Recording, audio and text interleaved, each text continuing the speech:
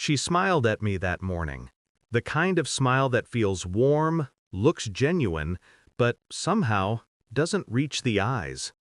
We'd been married for 7 years. We'd seen storms together, shared laughter, built a life that looked perfect from the outside.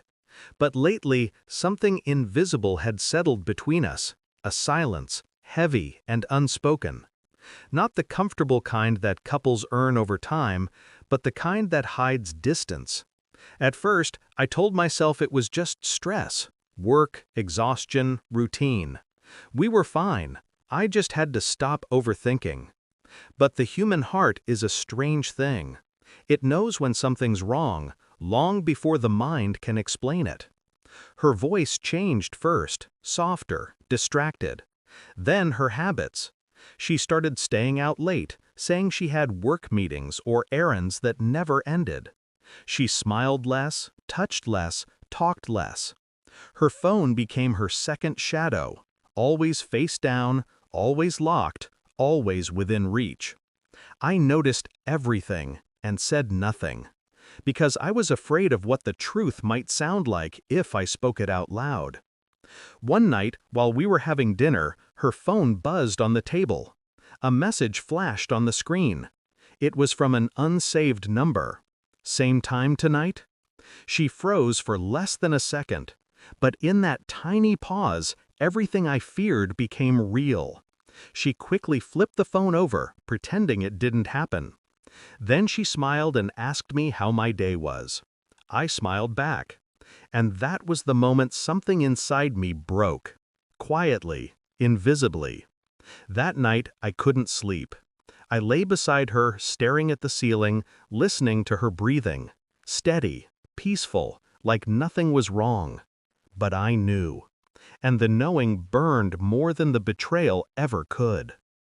The next evening, when she said she had another late meeting, I kissed her goodbye and waited 10 minutes before leaving.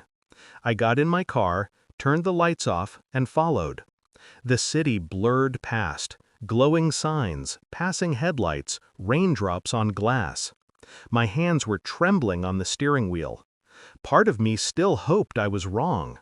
She drove across town to a place neither of us had ever been, a quiet hotel by the highway. She parked. I stayed back, far enough to be unseen.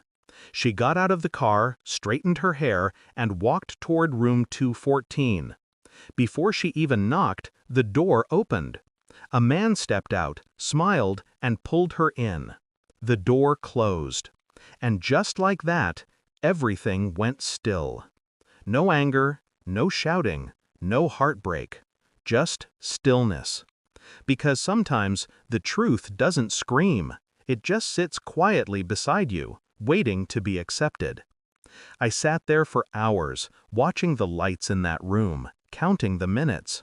When she finally came out, her hair was messy, her eyes soft, her steps light. She looked happy, happier than she'd looked in months. I drove home before she did. When she walked in later, she found me sitting on the couch, half asleep, pretending I hadn't moved all night. She smiled again, that same smile from the morning. And I smiled back. The days that followed were strange. She was kinder to me, or maybe just guilty. She made breakfast, asked about my day, even laughed at things she would have ignored before. But her eyes, they told the truth. The kind of truth words can't cover. I didn't confront her, I didn't ask questions or demand explanations, because deep down I already knew the answers, and none of them would heal what was broken. Sometimes silence is the only language left between two people who have stopped meaning what they say.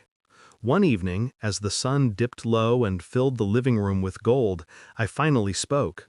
"Do you still love me?" I asked. She froze, not because of the question, but because she didn't have a lie ready. Her mouth moved, but her eyes looked away. And in that moment, her silence was louder than any confession. That night, I packed a small bag, not with clothes, but with closure. A toothbrush, a few photos, my watch. Everything else could stay. The memories, the walls, the empty promises. Before dawn, I stood at the bedroom door, watching her sleep. She looked peaceful, innocent almost. And for a second, I wondered if she even realized how much she'd destroyed just by hiding the truth behind a smile. Then I left. No note, no goodbye. Just the sound of the door closing softly behind me. Outside, the world was quiet. For the first time in months, I could breathe. Because sometimes silence isn't punishment, it's freedom. And in that silence, I finally heard the truth. The truth that she'd stopped loving me long before I stopped trying to believe she did.